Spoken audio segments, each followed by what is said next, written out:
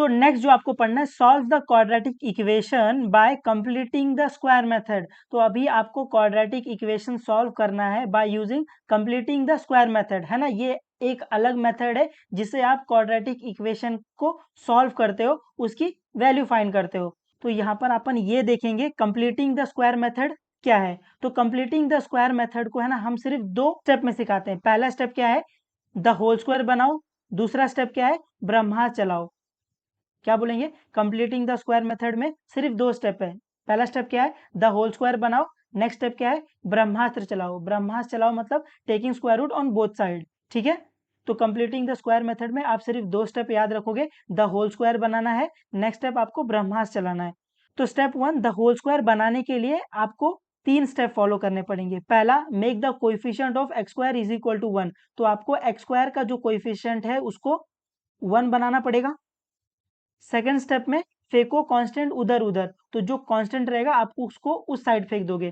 Third step में add करो third term. तो ये थर्ड टर्म क्या है, थर्ड टर्म है, इसका फॉर्मूला होता है थर्ड टर्म, है ना, T. Third term is equal to coefficient of middle term upon two the whole square.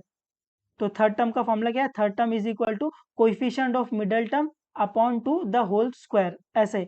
तो आप इसको याद रखने के लिए आप बोलोगे third term is equal to middle term upon two the whole square, और मिडिल टर्म में आपको सिर्फ कोएफिशिएंट लेना है, ठीक है। और आपको एक बात याद रखनी है, जो मिडिल टर्म है ना उसकी साइन नहीं लेनी है। तो मिडिल टर्म की साइन नहीं लेनी है। तो यहाँ पर आपको 2-3 बातें याद रखनी है कि थर्ड टर्म क्या होता है, middle term upon two the whole square. Middle term में आपको कोएफिशिएंट लेना है और उसकी साइन नहीं लेनी है। उम्मीद है आपको ये स्टेप 1 समझा। स्टेप 1 क्या है, द होल स्क्वायर बनाओ। तो द होल स्क्वायर बनाने के लिए अपने पास 3 स्टेप है। पहला क्या है, make the coefficient of x square is equal to 1। तो आप एक्स स्क्वायर का कोएफिशिएंट पहले 1 बनाओगे, फिर फेंको कांस्टेंट उधर उधर, ऐड करो थर्ड टर्म। थर्ड टर्म क्या है, middle term upon two the whole square, है ना। बोलने के लिए आप ऐसे बोलोगे, थर्ड टर्म क्या है, middle term upon two the whole square. और आपको याद ये रखना है, मिडिल टर्म मतलब कोएफिशिएंट ऑफ मिडिल टर्म लेना है और मिडिल टर्म की साइन नहीं लेनी है। फिर सेकंड स्टेप क्या है, ब्रह्मास्त्र चलाओ। ब्रह्मास्त्र चलाओ मतलब पहला step taking square root on both side, और दूसरा पॉइंट जो आपको याद रखना है कि जब स्क्वायर रूट आएगा तो प्लस माइनस लाएगा। तो जब आप taking square root on both side करते हो उसके बाद प्लस माइनस आता है, तो आपको ये याद रखना है।